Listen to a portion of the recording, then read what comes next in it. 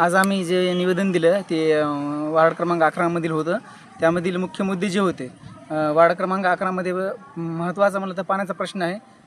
पाण्याचा प्रश्न सुरळीत व्हावा, लोकांना शुद्ध पाणी पिण्यास मिळावे. दुसरा प्रश्न पोलावरील पचदिवे. रात्रीच्या वेळी अहोरात्रीला पाहत होतो आपण की 2 ते 3 ठिकाणी चोऱ्या झालेल्या आहेत. चोरांचं प्रमाण वाढलेलं आहे, चोरी होण्याची शक्यता आहे. त्यामुळे पचदिवे लावण्यात यावे. आणि तिसरा मुद्दा रस्ते आणि नाल्या. अंतर्गत रस्त्यांची अंतर्गत रस्ते जर पाहिले तर एवढी भयावह परिस्थिती झालेली आहे.